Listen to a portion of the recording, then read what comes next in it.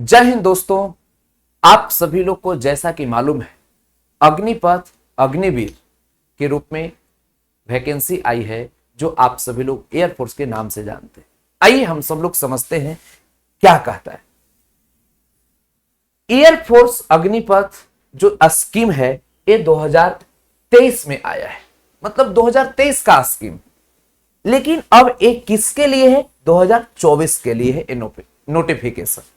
विशेष अब आप सब लोग ध्यान देंगे कि इसके इंपॉर्टेंट कुछ डेट्स, मतलब फॉर्म कब भरा जाए, लास्ट डेट क्या है, एग्जाम डेट क्या है, ये सभी जानकारी हम लोग लेंगे जो सरल एवं सटीक तरीके से। तो आपका फॉर्म 27/7/2023 मतलब 27 जुलाई मतलब आज से आपका फॉर्म अप्लाई होना चालू होगी और लास्ट डेट 17/8/2023 मतलब 17 अगस्त को शाम 5 बजे तक भरा जाएगा। लेकिन आप लोग 17 अगस्त के इंतजार मत कीजिएगा, अभी ही भर लेना है शुरू में। उसके बाद आप सब लोग पेमेंट तो आप उस समय तक कर सकते हैं। उसका एग्जाम डेट आप सब लोग एकदम बढ़िया से ध्यान दीजिएगा। कितना? 13/10/2023 मतलब 13 अक्टूबर की बात हम बोल रहे हैं। ये बात आप सभी लोग, एडमिट कार्ड कब आएगा? तो एग्जाम के बाद तो नहीं आएगा ना, पहले ही आएगा। ये बात दिमाग में सेट रखिएगा। कई लोग पूछे कि सर एडमिट कार्ड कब आएगा, तो कह रहा है कि बिफोर एग्जाम मतलब एग्जाम के पहले, बाद में नहीं। अब उसके बाद एप्लीकेशन फी क्या लगेगा? तो जनरल से हो, ओबीसी, ईडब्ल्यूएस, एससी, एसटी कुछ भी रहे, सबका 250 रुपया मतलब 250 रुपया लगना है। क्लियर? उसके बाद इंपॉर्टेंट बात ध्यान देना है, ये 2024 के लिए तो है ही, एज पर ध्यान देना। यहां बोल रहा है 17.5 साल और उसके बाद 21 साल, मतलब आपका मिनिमम एज 17.5 और 21। और बात को समझिएगा, कई लोग को फॉर्म भरने का डेट हो जाता है, माने एज हो गया, लेकिन वो फॉर्म भरते नहीं। काहे भाई? ताकि 17.5 साल मेरा नहीं हुआ। तो पहले जान लीजिए, 17.5 साल का मतलब कि जिस समय आप ज्वाइन करेंगे उस समय 17.5 होना चाहिए। अगर किसी का अगर 16.5 साल या 16 साल 8 महीना भी है, वो भी फॉर्म भर सकता है, क्योंकि उसका डेट ऑफ बर्थ जो है ना, इस 27/6/2003 से लेकर 27/12/2006 के बीच में केवल आ रहा है। तुम फॉर्म भर दो।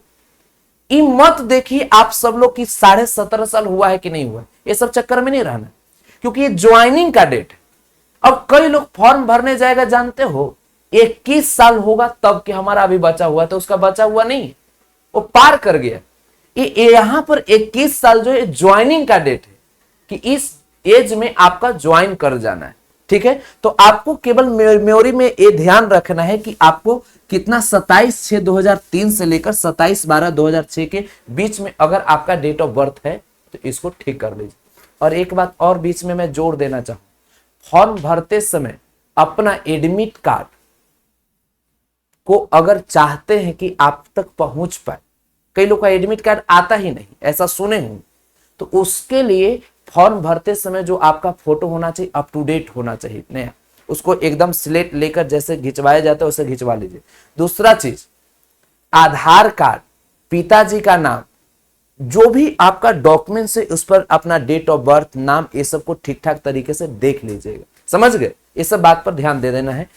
अब मैं थोड़ा आगे बढ़ता हूं। अब कहता है कि एयरफोर्स अग्नि पर जो अग्निवीर स्कीम है, इसकी एलिजिबिलिटी पर विशेष हम लोग ध्यान देंगे।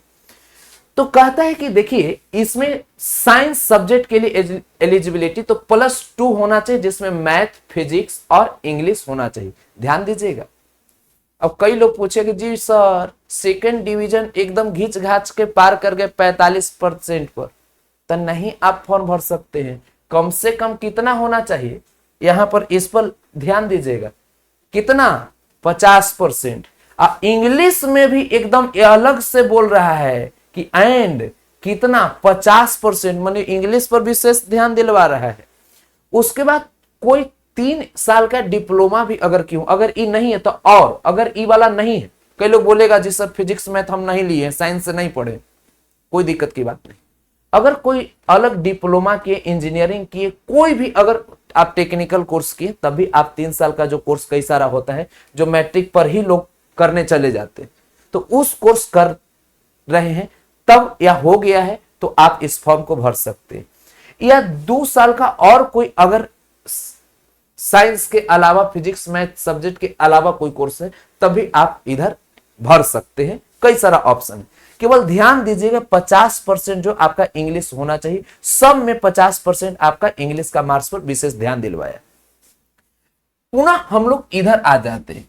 जैसे अब आप सभी लोग को बोले +2 आपका इसमें है और इंटरमीडिएट विथ मिनिमम मार्क्स आप सब लोग को वही सब चीजें आपको बता रहा है। 2 ईयर का कोई भी तरह का आपको कोर्स लिए हुए हैं वो आपका काम चलेगा। केवल इंग्लिश पर आपका 50 नंबर पर विशेष ध्यान देना है, समझ गए। और कहीं पर भी 50 मार्क्स से कम में आपका काम चलने वाला नहीं। अब यहां के बाद हम लोग लास्ट पॉइंट पर ध्यान देंगे, एग्जाम पैटर्न। मैं सिलेबस नहीं बता रहा हूं, पैटर्न पहले बता रहा हूं। एग्जाम पैटर्न में आप सब लोग को ध्यान देना है। एक्स ग्रुप के नाम से जानते होंगे, जिसे एयरमैन साइंस के रूप में हम लोग जानते हैं। वाई ग्रुप जिसे एयरमैन अदर देन साइंस, मतलब साइंस के अलावा, समझ रहे, जिसको फिजिक्स मैथ जिसके लिए ना हो। और एक्स वाई ग्रुप जिसे एयरमैन साइंस और अदर देन साइंस। तो एक्स ग्रुप का जो फॉर्म भरेंगे जिसका फिजिक्स मैथ ये सब होगा 12th में, तो उन लोग जान लीजिए फिजिक्स में आपको 25 क्वेश्चन पूछा जाएगा, मैथ में 25 क्वेश्चन और इंग्लिश में 25 क्वेश्चन। टोटल मिला के कितना नंबर का रहेगा? 70 नंबर का। टाइम कितना है? टोटल एग्जामिनेशन हॉल में बैठेंगे 60 मिनट आपको मिलेगा।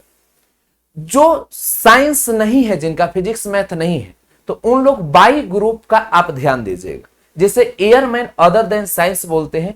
उसको रीजनिंग एंड जनरल अवेयरनेस या जीए के रूप में जानेंगे। तो इसको 30 क्वेश्चन मिलेगा और इंग्लिश में आपका 20 क्वेश्चन। टोटल मार्क्स कितना रहेगा? तो 50। उसके बाद टाइम कितना मिलेगा? तो 45 मिनट आप सभी लोगों को टाइम मिलेगा। क्लियर? लास्ट आप सबके सामने है एक्स एंड वाई ग्रुप।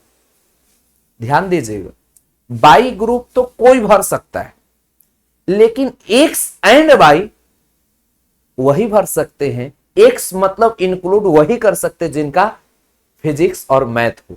तो इसलिए ध्यान दीजिएगा, एक्स और वाई दोनों तभी हो सकता है जब आपका कहीं ना कहीं फिजिक्स मैथ रहा हो। तो फिजिक्स आपका कितना क्वेश्चन? 25 पूछा जाएगा, मैथ 25 पूछा जाएगा, इंग्लिश 20 पूछा जाएगा और रीजनिंग एंड जीए, जीए का मतलब वही जनरल अवेयरनेस, तो आपका 30 क्वेश्चन रहेगा। टोटल मिलाकर आपका 100 मार्क्स का रहेगा और टाइम कितना है? 50। क्लियर? तो हम आप सभी लोगों को एक आसान तरीके से, एक सरल भाषा में ये पूरे इंफॉर्मेशन बताने की कोशिश किया हूं। बहुत ही जल्द एम विद्या ऐप पर कोर्स भी आने वाला है, बहुत कम फी में। आप सभी लोग एम विद्या ऐप को डाउनलोड कीजिए और बहुत कम फी में आप सभी लोग को मिलेगा। और मैं चाहूंगा कि आप सभी लोग को जितना आसान से आसान तरीके से चीजें उपलब्ध करवाते रहे। तो इस इंफॉर्मेशन को जानने के लिए बहुत बहुत धन्यवाद। फिर मिलते हैं हम लोग आगे के।